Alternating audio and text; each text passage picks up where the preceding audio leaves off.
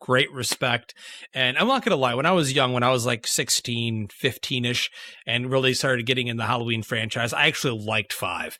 It's the worst of the worst. Some movies, you get older, but I mean, the packaging for this thing, oh my God, like this tin case, it comes with a nice booklet with great quality pictures and a jewel case and whatever, but you bought it, so...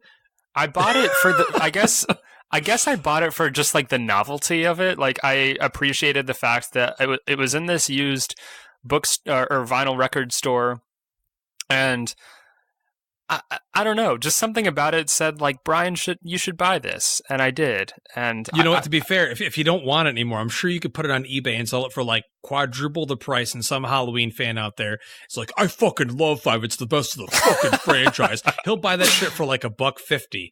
But all that aside, though, we are going to be sitting down right now. It's a B-side, ladies and gentlemen, talking about Rob Zombie's Halloween films. And we're going to start off, of course, with his remake. And it was one that was actually anticipated by a lot of fans. I'm going to go back circa 2006, okay?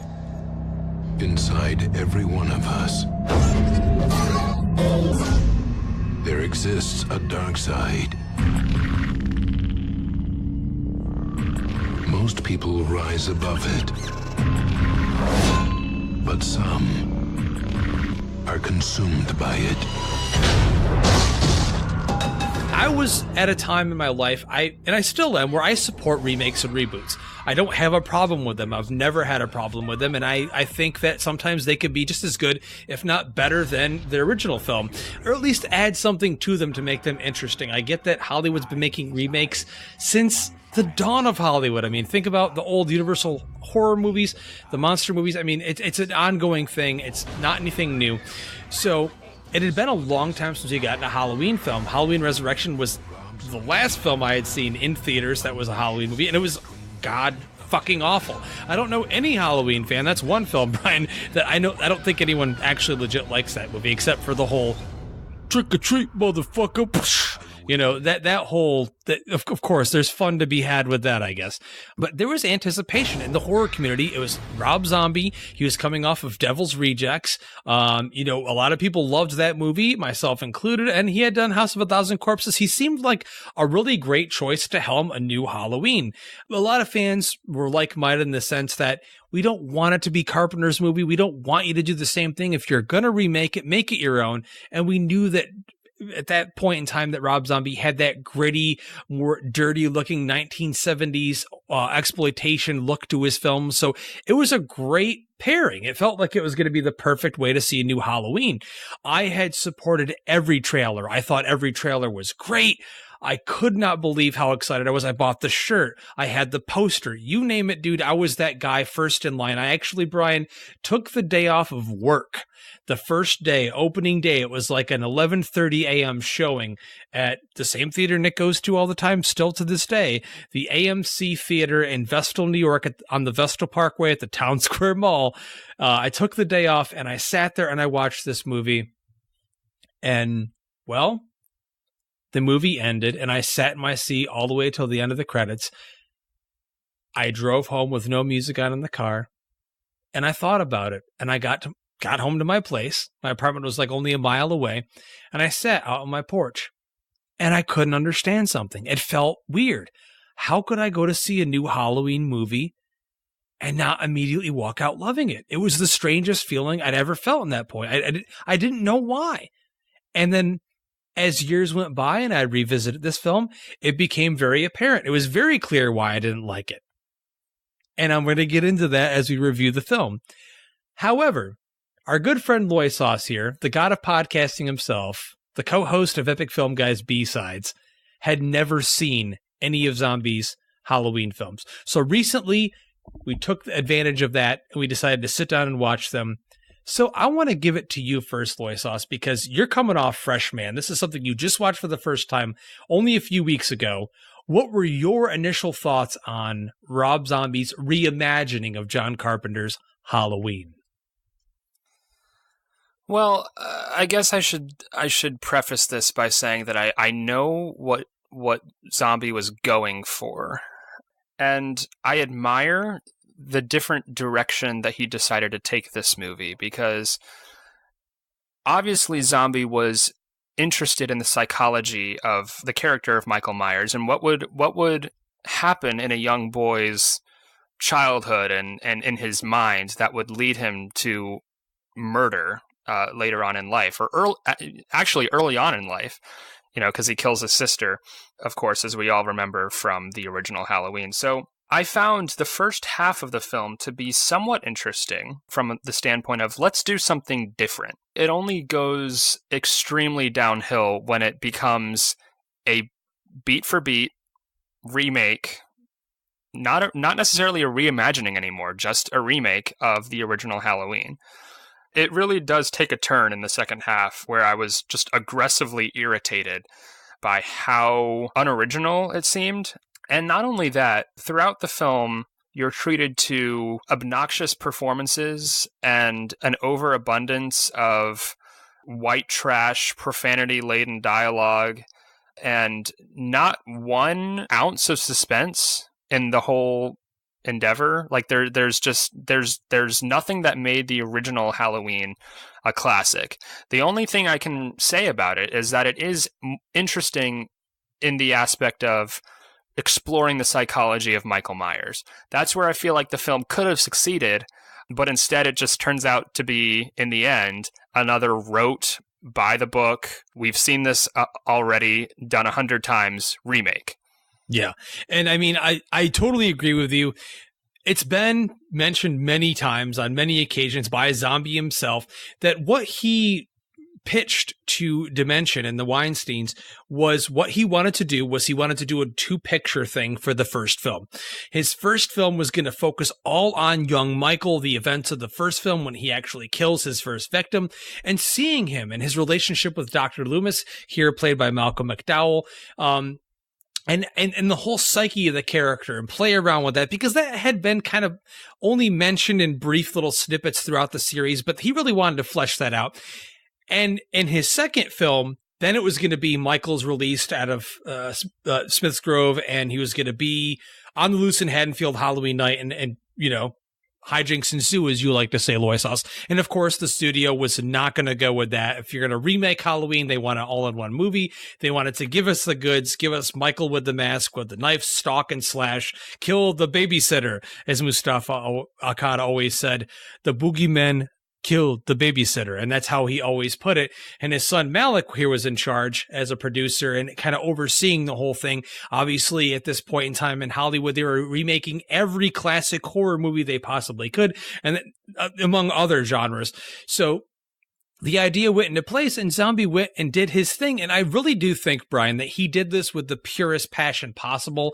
I don't think that he went in there with any underlining ideas like that he wanted to tarnish the Halloween franchise. I think he had always said that, and this is actually me standing up for him a little bit, that all the sequels have been pretty much garbage. And I can see where he's coming from on his standpoint. The original is a classic, and everything that came after that. Even John Carpenter doesn't care for his treatment and his script for the sequel to his film, which he wrote himself.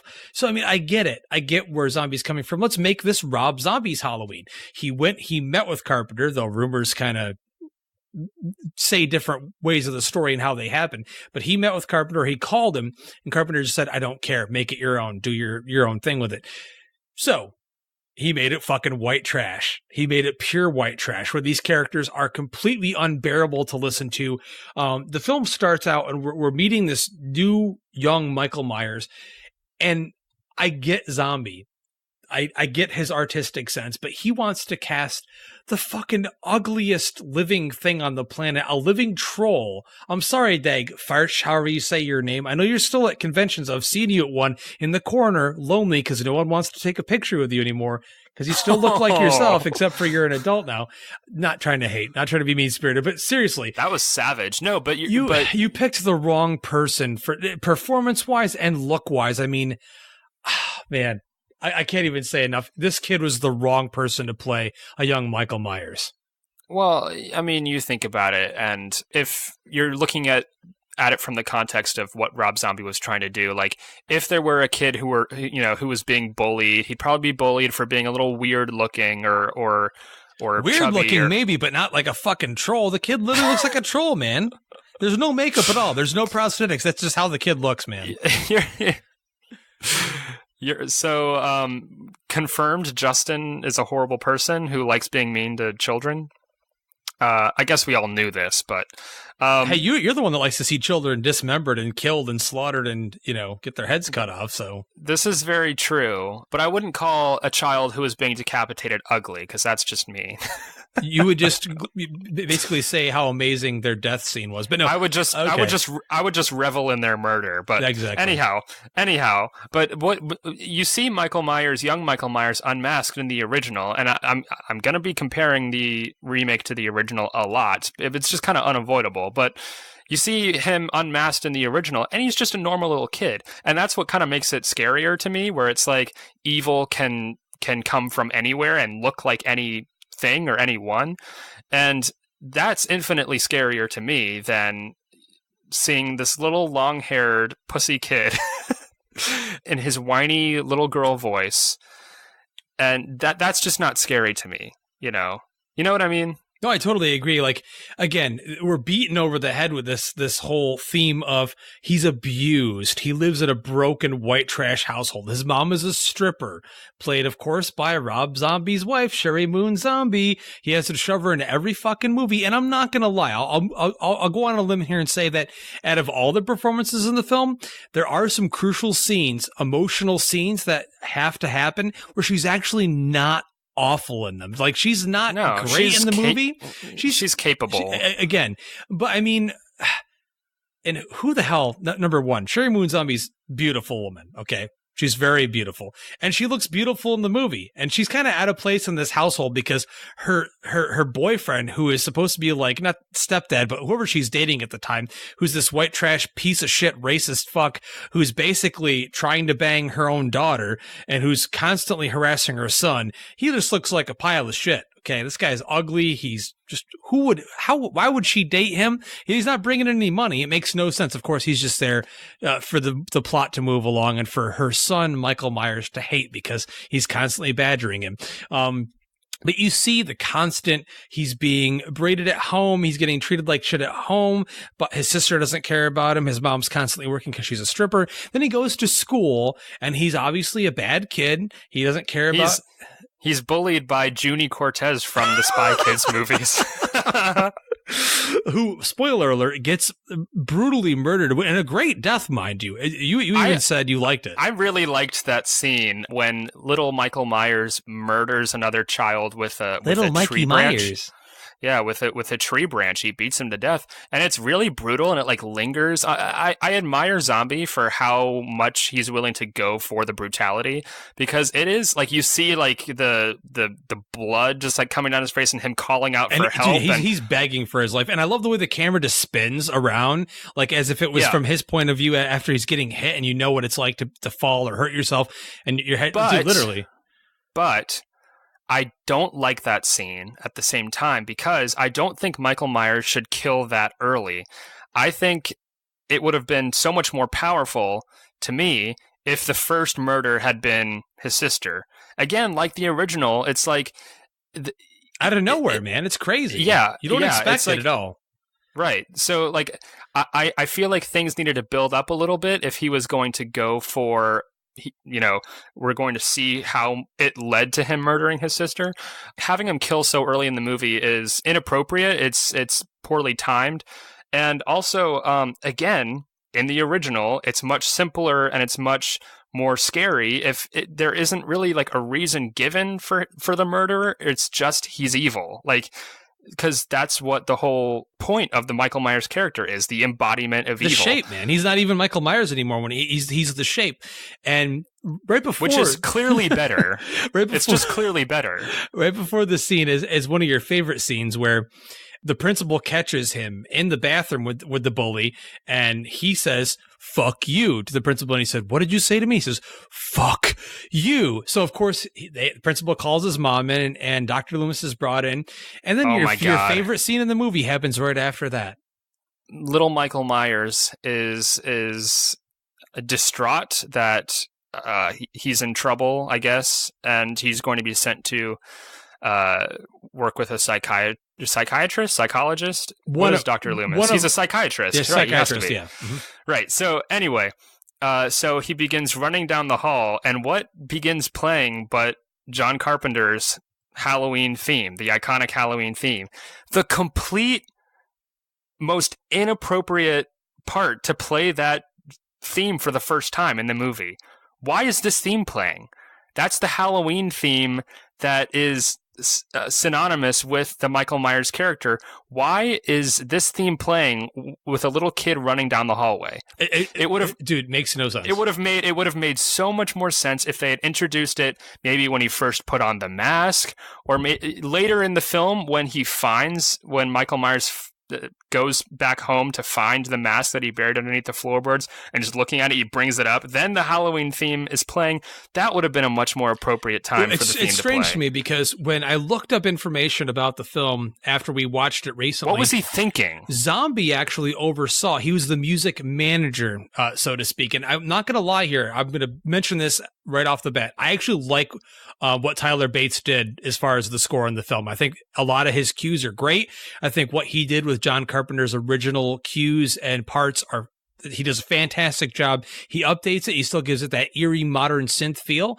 But the placement of a lot of the music was done by Zombie himself. And I find that extremely off-putting, knowing because, dude, this guy is a musician first. More than a filmmaker, and he's been in successful bands. White Zombie, he's done his own stuff as Rob Zombie. He knows music, like his songs are coherent, they're placed well, everything about the production, but the way that they place the theme there, it's like it just doesn't fit at all, among other things in the film that don't fit, which we're going to get into here. Let's start jumping into the cast here. Then we'll go back to elements of the film that we either cared for or didn't care for. Obviously, ladies and gentlemen, you're casting a Halloween film. You're remaking the original. You have to recast the most iconic role of the film, other than Michael Myers himself. It's Laurie Strode. And here we found Scout Taylor Compton, who was an up-and-coming actress. This is who Rob Zombie felt was required to fill the shoes of, yes, Jamie Lee Curtis, the iconic actress who became famous from her role as Laurie Strode in John Carpenter's Halloween. And I got to tell you, Brian, I think she's absolutely god-awful in the film. I think she's horrible. And I don't think all of it has to do with her performance. I think that the dialogue that was written that Zombie put together for her just did not fit the character at all, as well as most of the dialogue from all of the characters in the film. Not everyone can be white trash, Rob, but dude, there's something about her that she's not likable. She's not that Laurie that we care about. She's not that Laurie that feels innocent. This Laurie's a little bit dirtier. This Laurie's got a foul mouth, and she likes to pick on little kids as she watches them and make fun of them. I mean, she's not a likable person at all. The first time we're introduced to this movie's version of Laurie Strode, God. She literally walks into the scene and picks up a bagel and begins miming like penetration into the hole of the bagel. And she's making all these. Her poor mother. Right to her mother's face, and she's like making all these moaning sounds. And then like later on, she's talking with her friends, and they keep like talking about like fucking and sex and boys and penis and pussy, and like it's non-stop, and it becomes incredibly grating on the nerves to listen to these characters talk about nothing but just the most juvenile. I know they're in high school, and that's how some high schoolers might talk, but you're right, it does not make for a likable protagonist. We need a sense of purity. There's a reason why Laurie Strode became kind of like a last girl kind of icon in horror cinema, is because she had that purity to her. Her friends were a little bit raunchier, and she was kind of the moral center of the film that you gravitated towards. Here, there is no moral center. Everyone's a horrible person. Loomis. And every single person. Yeah, even Loomis. Let's jump on to him, because I'm not going to lie to you, man. When this film was originally cast, I was paying attention to every little bit, every tidbit of news I could get. And when he was cast as Sam Loomis, I was so excited for more than one reason. At the time, I really was a big Malcolm McDowell fan, and I still am to some extent. I still love a lot of the stuff that he's done. And the simple fact that in real life, Brian, he was actually friends with Donald Pleasance. So that helps that he cared about that person, that performance that he put into this series, and he felt like the perfect person for the role. And when we get to the zombie sequel, I'll talk a little bit more about my disdain for his portrayal of the character, which was more about the script than his performance. But I felt like overall, I still think McDowell brought a pretty good performance in this film, particularly all of the early scenes with young Michael. Even though some of it wasn't edited that well, I feel like a lot of those scenes are pretty impactful. I agree. I like Malcolm McDowell a lot. And I think you're right. A lot of those early scenes with young Michael Myers, again, that's the kind of stuff that could have been interesting, is the dynamic between Dr. Loomis and this kid. But it just wasn't, it wasn't presented well in the film. And despite his best efforts with the performance, I just don't like the way that the character of Dr. Loomis is written in these movies, especially in the sequel, which we'll get to. It's not McDowell's fault. He does what he can with the role. It's great that an actor of his caliber is in that role, because you want a classier kind of... Yeah. And especially with the way Zombie always picks, you see in this movie, he picks people, great cast. Like, obviously, you see people pop up. You see Brad Dourif, of iconic Danielle as Harris. Chucky, and yes, of course, we're going to get to her. But I mean, he really cast this thing well. You've got Udo Kier in it, even just as a small role. You've got Clint Howard in here as another random doctor. Danny Trejo, literally Bill Moseley's in this in a small role. A lot of people are in this movie, and I loved the cast in this when I first saw it. I mean, and you got to kind of feel bad for how the film turned out, but overall, because Dr. Loomis is such an important piece of this puzzle for Michael Myers and Halloween, I really wish that he was better utilized, and I can see what you mean. He comes off a little bit selfish, even in this portrayal in this film. But let's move along real quick before I get pissed off. We've got the iconic, the fan favorite, the one that everyone was campaigning to get in the Laurie Strode role herself, Danielle Harris here. And we have... Why wasn't she cast as Laurie Strode? She came back as Annie Brackett, and she did go in. She auditioned for Laurie.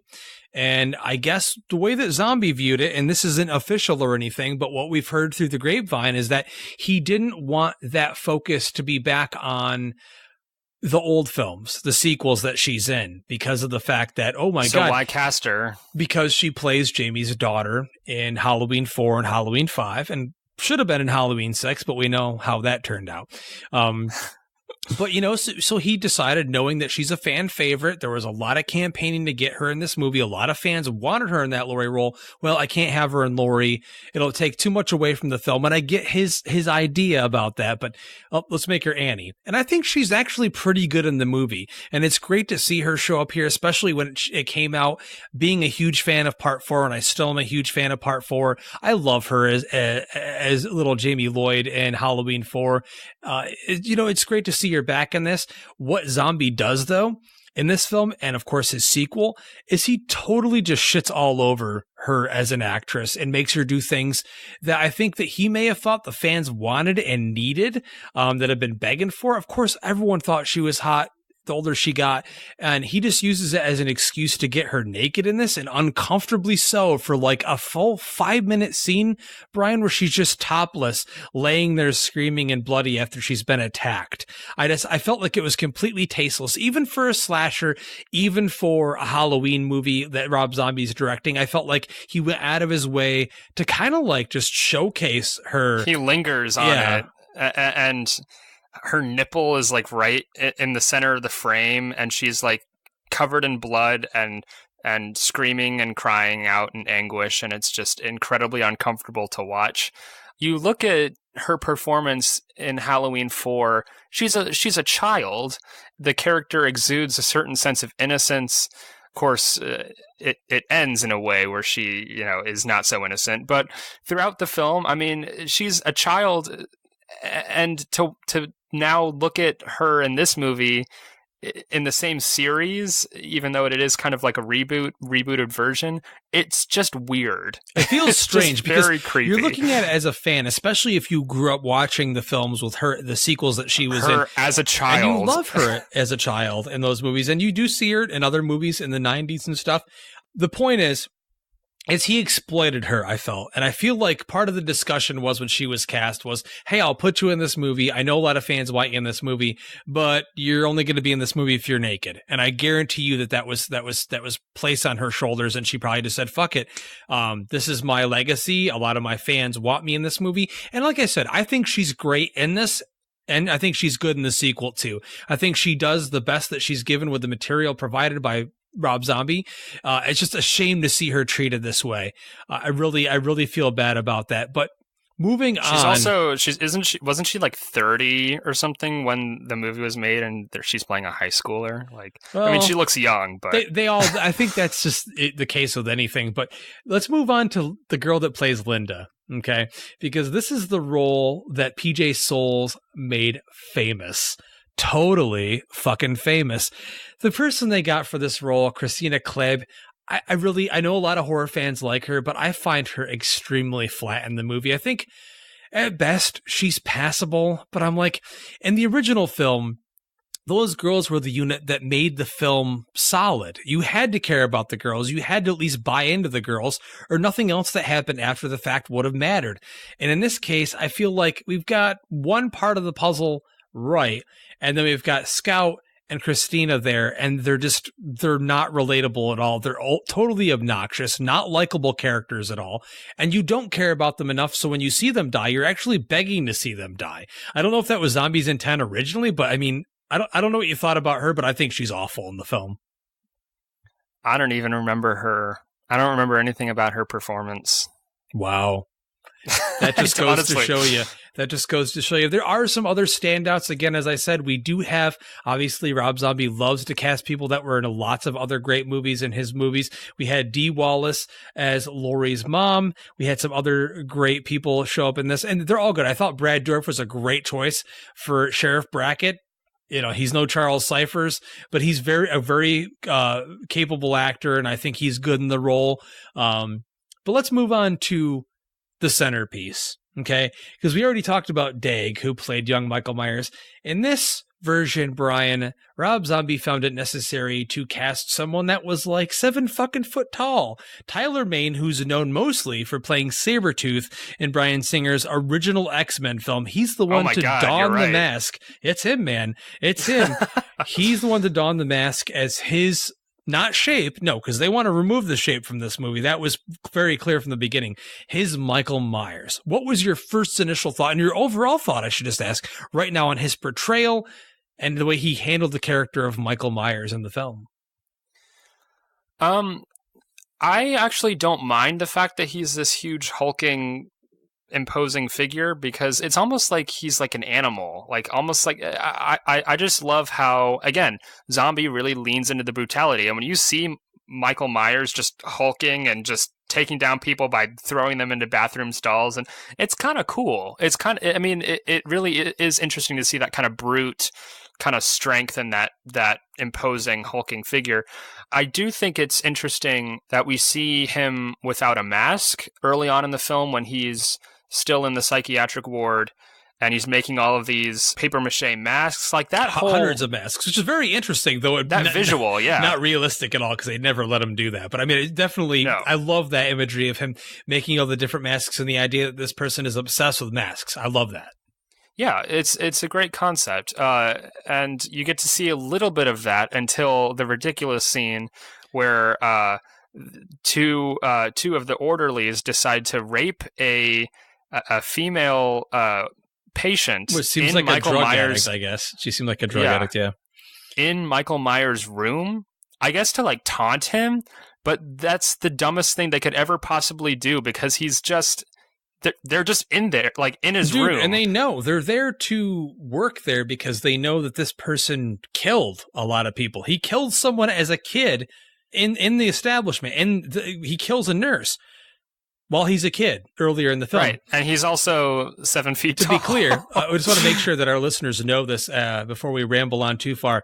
The version of the film that you watched was the unrated director's cut. Is that correct? You did not watch the theatrical cut. Correct. So there is a long, extended, gratuitous rape scene in the director's cut. Which was in his original cut as well. It's not in the theatrical, but he put it back in for his unrated cut. Thank goodness, I guess. No. I mean, the way he gets out, both ways he gets out of the sanitarium are both ridiculous. But of course, we know how he gets out in the original. It's also ridiculous. They're all just walking around aimlessly and, yep, Loomis shows up. And so whatever, that aside. So overall, you liked what Tyler Mane had done as Michael Myers. I personally, at the time, I love how brutal he is. Well, I'll say, I said that I liked how huge he was. The portrayal, I am not a huge fan of, but continue. Okay. No, it's okay. So, I mean, I'm going to go out on a limb and say that overall, one of my favorite things about this movie is still one of my favorite things about the series. I fucking love the mask in this one, Brian. I love the mask.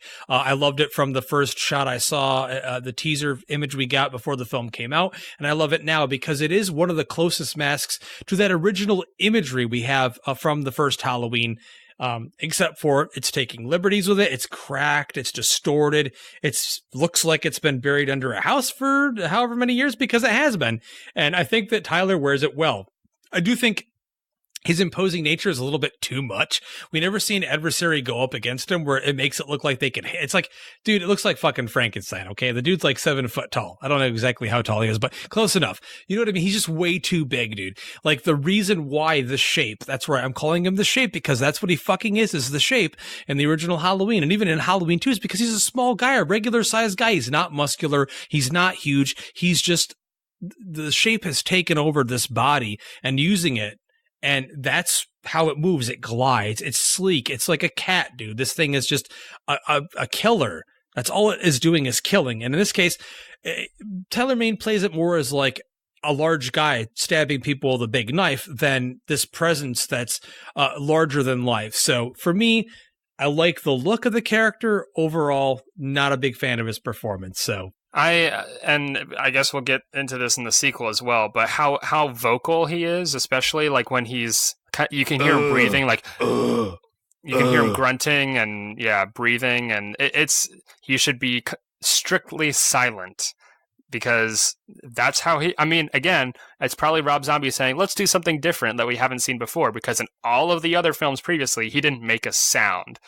But again, I kind of liked how it was a different take, how he was just kind of like an animal, almost like a bear, kind of, or a saber-tooth tiger, I guess you could say, tying it back to X-Men. I just kind of liked that animalistic sense that he had. But you're right, I think it would be much scarier and much in line with the other films if he were just a normal guy, just a normal stature, you know what I mean? Yeah. The one thing here as we wrap up our talk about Rob Zombie's first Halloween that I actually did like upon my first watch, and one thing that still holds up for me is the brutality. We know that Carpenter's first film was all suspense, a suspense-driven horror film. You know, the scares are very original in the sense that it's like a haunted house happening to you in the movie theater, and that wasn't something he wanted to do with his film, and I definitely understand that. Obviously, we've seen way more gore and blood and kills through a lot of the sequels leading up to Zombies films, so it was, it's nothing new to the Halloween series, but he decided, fuck it, I'm going to give you some brutal kills. I'm going to make my Michael Myers literally slash people to death 1,000 times, and that's how he's going to kill. And I think overall, as a slasher fan, I think the kills all deliver, Brian. There's one kill that nailed me in the theater so hard, and it still nailed me to this day. And when I wanted to watch you, as you watched the film for the first time and see if it got you, and it did get you. It nailed you. Like right against the fucking back of the couch. It's when Michael Myers goes up to Laurie Strode's house and he walks up that slash right on the porch to her dad's throat. And it's like right out of nowhere. Zombie times it perfectly. It's like the only thing he does in the movie that's that well timed and perfectly captured is that one kill on the porch. And then he goes in, of course, and kills poor Dee Wallace. Oh, poor Dee Wallace. Yeah, I jumped 3 feet in the air at that scene.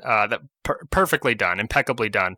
I appreciate the brutality. What he does not have a sense of is the suspense. There's suspense in this movie. None. Yeah. There's none in it at all. And again, I understand why there might not be as much suspense, because we've seen Michael Myers grow from a young boy to what he is now, and we kind of have a sense of who he is, and so it's not as scary as the original. But you could at least frame things in a way where you get a certain sense of building tension. There's none of that in this film. You just see Michael Myers walking around in broad daylight, and the way the camera is just kind of not even following him from behind, or like, it's not like the camera is like his view.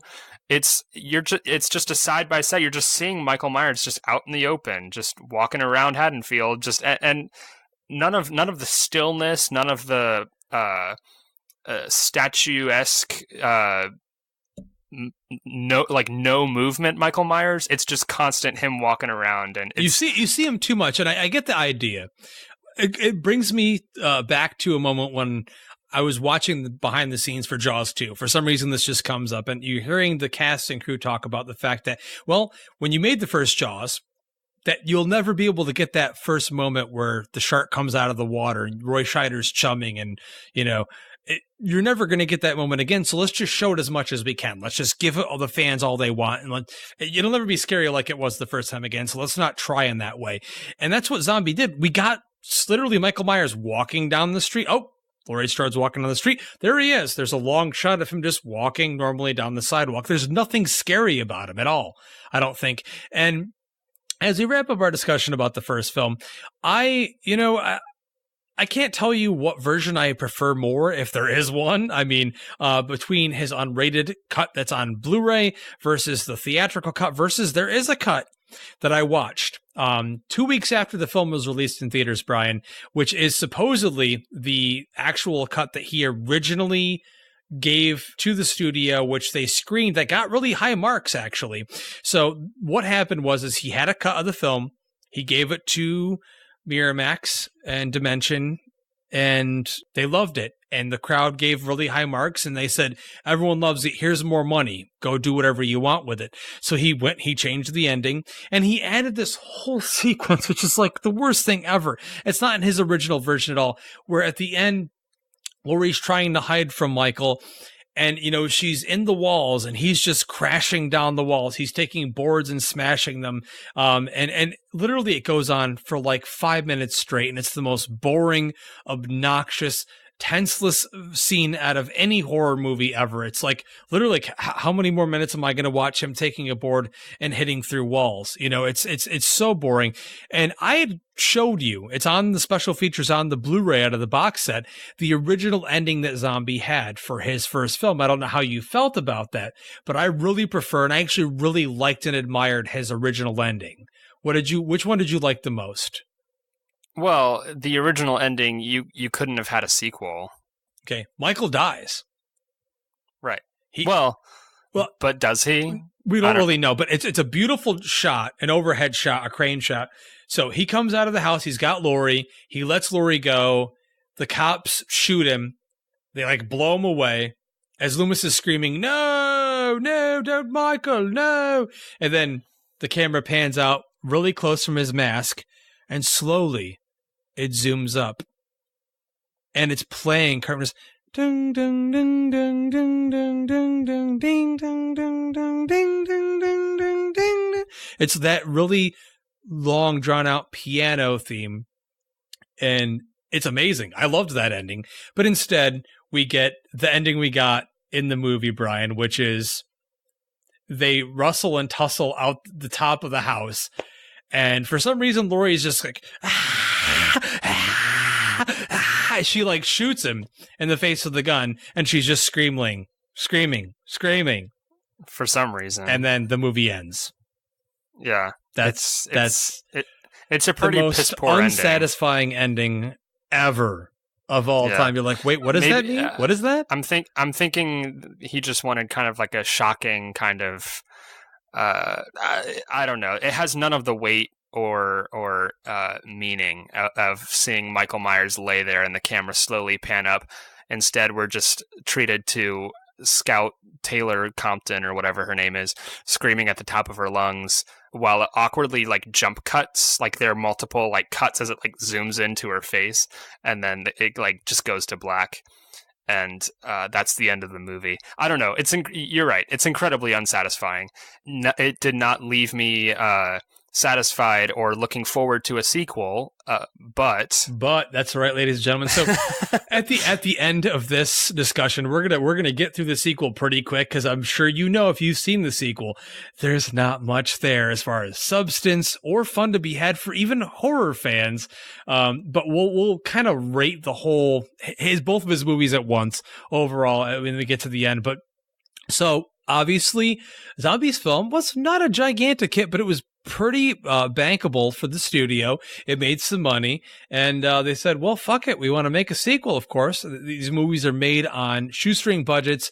It doesn't take a lot of money to market them. They have a brand recognition, so they're like, well, we're making another one. So they decided to jump in and make a sequel.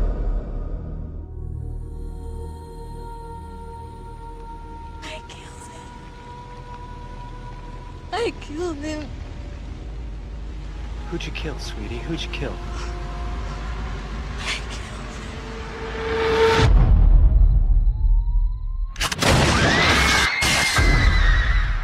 At first, Zombie was extremely hesitant. He did not want to make another Halloween, and I get it, dude.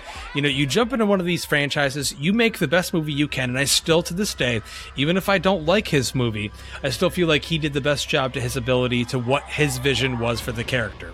Whether we all like it or not is up to us, but he shot his wad on what Halloween should be. He wanted to move on and do something else. Well, the studio said, nope, we're going to make a sequel to your movie. So production had already started on Halloween 2. In 2008, they were already working on it. They were getting a script together, and they were going to go along with it. And Zombie kind of had this, they're making a sequel to my Halloween. They're not just making a sequel to any other Halloween. It's just not another Halloween sequel. They're going to actually bring back the cast, and I got to do this thing. And of course, he wanted fucking money. He wanted a fucking paycheck. So Rob Zombie jumps in, not really that interested in the material, and within a month, Brian, he comes up with a script that they felt worthy enough. They deemed worthy enough to be shooting worthy, and they started production on Halloween 2. So Halloween 2, we jump right in. Zombie decided to focus more on the connection between Laurie and Michael, and the psychological problems, almost that post-traumatic disorder that goes along with being in an experience like Laurie was in the first film, where her brother, yes, it's her brother, of course they had to connect that, they had to bring back the whole brother-sister thing, came in to brutally murder her and terrorize her on Halloween. So in this movie we pick up right where we left off, and Laurie's going through some serious problems. Oh God, it's not a fun movie to watch, Brian. It's not even, for a slasher fan, fun to watch. It's so, God, dude, just calm down. All right. We'll get through this. We'll get through this together. Okay, because I'm gonna tell you guys, ladies and gentlemen, after Zombie's first film, and I saw it in theaters, and I went through the whole thing. I even bought it on DVD before Blu-ray was really a thing, and I watched it, and I still gave it another shot. And then when Halloween 2 came out in theaters, I was one of 10 people at a midnight showing at the Regal Cinemas in Binghamton, New York, to see Halloween 2 opening night, August 28th, and why was it released in August? I have no idea. Halloween movies, I mean, H2O wasn't released in October either. A lot of times the That's Halloween true. movies are not released during Halloween. They should be, goddammit. That's what I want to see them, but I'm just a fan. What do I know? I remember the H2O tagline is "Terror won't be taking a vacation this summer" or something along in those this lines. case, But yeah, we got this shit in August, and I fucking hated it. I went with two of my friends, a good buddy, Brian Powell, who's a listener of the podcast, one of my good buddies. We used to play in bands together, and my old guitar player, Jeff Grano. They're both huge Halloween fans, and they both enjoyed it. And I remember Jeff going, I loved it. It was great. It's like the best Halloween movie. And I just like, dude, I can't talk to you. I'm going to take a week off from you. But all that aside, dude, all my bullshit, boring stories aside, you just watched this movie for the first time recently. Now, you may have had a few glasses of whiskey in you from Ned Devine's bar, and the hopes may have harassed you sexually before you watched it. But what were your initial thoughts on Rob Zombie's sequel to his Halloween? I don't even really know where to start. At least in Halloween, like I said, there were interesting concepts and avenues that were explored. In Halloween 2, I don't know what Zombie was going for. Like I'm left in a state of confusion and disappointment. Did the white horse confuse you, Brian? Well, no, they kind of explain it at they kind of explain it at the beginning because, Sherry Moon Zombie gives her son a white, like, horse for some reason. Like, it's like, well, not an actual horse, but it's like a toy horse or a little statue. And it reminds him of her, I guess, because it's a gift that she gave him. So throughout the movie, and it's the thing that everyone talks about when they talk about this movie, but there are visions that Michael has, a grown Michael Myers has, of his dead mother with a white horse, and she kind of guides him spiritually, I guess, to kill people, and it's really pretentious and silly. I feel like Rob Zombie was really trying to, like, he's really navel-gazing with this one, where he's like, I'm gonna delve into the psychology even deeper. And again, like, it would be really interesting to have a horror film, a horror sequel that delves into dealing with kind of the fallout of the original. I feel like not enough horror movies do that, where you have a sequel and it's just people dealing with the effects of what happened in the first film. And that's what Rob Zombie attempts here, but not in any meaningful way, not in anything that pays off, really. It's just Michael Myers going around killing people while Laurie Strode yells a lot. Yells and cusses a lot. Well, I'm going to tell you this right now. When I watched this movie, the first 15 minutes, I was extremely pumped for, because when the film was being made, a lot of fans were like, "Oh, this film's called Halloween 2. Is Zombie going to remake Carpenter and Rick Rosenthal's Halloween 2?" We saw shots in a hospital, and we're like, "Okay, this is cool. Whatever, it's fine."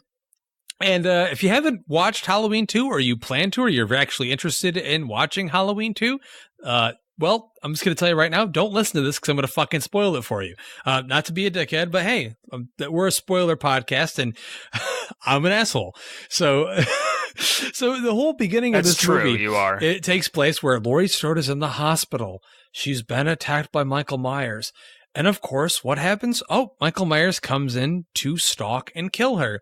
And I think the whole scene plays out pretty well for a traditional slasher. I think it's got some great shots in there. And the way he kills the nurse, oh my God. Wait, who shows up as the nurse in this, Brian? Octavia Spencer. Oh my God. And she gets brutally slaughtered. Who would know 5 years later that she would end up getting, like, critical praise for all these movies she's doing now. And she's such a great actress. I feel so bad watching it now. I'm like, oh my God, you actually, like, agreed to this in your contract? But she gets brutally slaughtered, like slashed like 1,000 times by Michael Myers. And literally 87 times he stabs her. Literally. Overkill. So we get this great opening, right? Where it's in the hospital, you're like, yes, I love the original Halloween 2. Yes, this is like Halloween 2. We're in the hospital and everything. And then what happens, Brian? It was all a dream. And you immediately feel like you've been had. You're sitting in the theater. You've been raped by the director. You've been raped by this movie. You were just told you were going to get something, and you got something else. Wow, that quick in? It just goes to show Zombie wanted to either fuck with you or he didn't know what he was doing. That whole month that he put into the script, a lot of effort there. So then we move on, and it's literally a year after the events of the first film. Laurie Strode is now living with the Brackets. So we do have Annie back here. Danielle Harris is back in her role. And Michael's just been randomly missing since Halloween. He's presumed dead, but Laurie keeps having tons of nightmares about Halloween. She's dealing with her trauma through therapy with a fantastic genre actress who you actually thought was Carrie Fisher. Nope, sorry. She looked like Carrie Fisher for a second. They sound similar. They do, but well, Margot they Kidder. Sound similar. Yeah, Margot Kidder, but the camera, she's introduced, the camera's like, it's like a bird's eye view, and so you see the top of her head, and then it slowly pans down, and it looks like she looks like Carrie Fisher. I'm sorry, I just have to say it. No, she looks like her. She does sound like her a lot, actually. They do have very similar voices, actually, and they're both those spunky, that smoker voice, exactly, and both those spunky 1970s wildfire chicks that they were, both fantastic. Love them both. But then we meet up with Dr. Loomis in this movie, Brian. We meet up with Dr. Loomis. He's become kind of this opportunistic shyster. This, I wouldn't say a con man, but he's using the tragedy of the original Halloween money, to just roll in that sweet cash. He's written a book about his experiences with Michael Myers, and he is just using every excuse to just wring every kind of every cent he can get out of this. And it's an interesting direction to take the Loomis character, but at the same time, it makes you dislike him even more, because in the first one, he wasn't necessarily the most... What's the word I'm looking for? He's not really likable in the first one. You don't really care about him. He's not that crazy, wide-eyed doctor that Donald Pleasance played him as. He's just kind of like this guy who feels like he needs to be there because he needs to be there. He doesn't really seem to have any actual true motivation to be there, because when he leaves in the first one, we're backtracking, but when he leaves Michael in the sanitarium in the first one, he's like, I can't do this anymore. I've spent too much time with you. Like, my life is basically ruined because I've done all this and I've spent all this time and wasted on you. I'm going to go live my life. And that's how he leaves him, basically. And in this one, it's like, fuck that. I'm making money off this bitch. Yeah. I'm glad you killed everybody. He is the Dr. Phil, Dr. Loomis in this one. He goes out to promote his tour with his new book. Of course, he's criticized by the public, and they blame him for the actions of Michael Myers himself and exploiting the deaths of Michael's victims. But the book alone is actually the thing where Laurie discovers that she's really Angel Myers. She's Michael's long-lost sister, which we already fucking knew in Rob's first movie, because they keep going back to the, oh, Boo, how are you, Boo? I love you, Boo. That's why he goes back in the first place, because he knows it's his sister. And this, we finally get that reveal. Oh, shock. Oh, my God. We didn't know that. So, of course... Which Zombie wants to piss on the original Halloween 2 a lot in interviews and stuff, but he does the exact same shit in this one. He likes to piss on and shit on all the sequels, but yet I would probably put most of the sequels, almost all of the sequels, above his sequel. Other than the fact that, yes, he does bring in that brutality, which is fantastic. Again, but yeah, there's no suspense to be had in this either.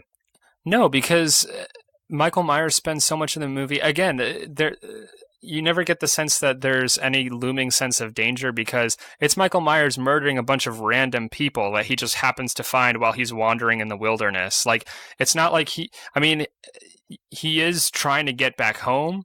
At some point, I don't know why he left in the first place. I guess he's just on the run, but he goes somewhere and then he returns at the end. I don't know. He appears at a party, he kills some people, and then he goes back to the Brackett house randomly, and then he fatally wounds Annie. So of course we see poor Danielle Harris again getting the shaft, and again, yeah, literally, she's getting terrorized. But I mean, of course, if we're not seeing Danielle Harris terrorized by Michael Myers, it would defeat the purpose, because, well, that's what she's been doing her whole career, is being terrorized by Michael Myers.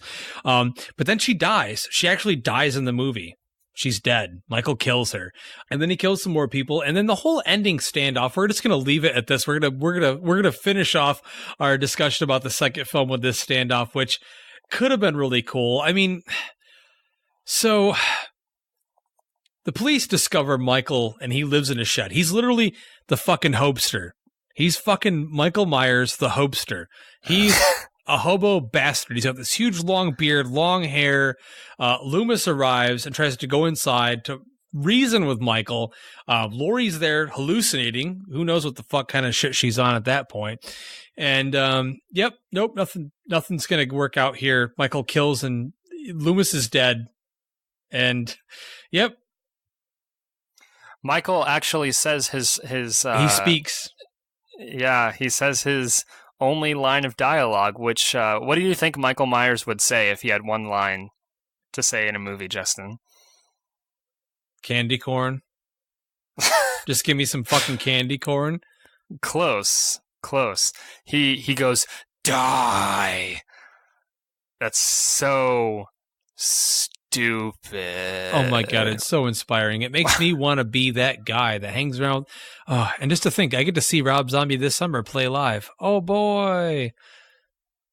I'm sure that'll be a great show, No, but he can't write a script. It's true. You know, I like seeing him on stage, but this movie, and I get it though. I mean, the production was already into place. Like, I know that movies happen fast paced all the time where someone has to jump in, and I get it. Like, he didn't want anyone else making a sequel to his vision of his Halloween, and so he jumped in quick, and what they delivered was a very subpar product, and his vision sucks. And even after this film, there was development that they were going to make a Halloween 3D. Yeah, that was already going to be put into production, and then nope.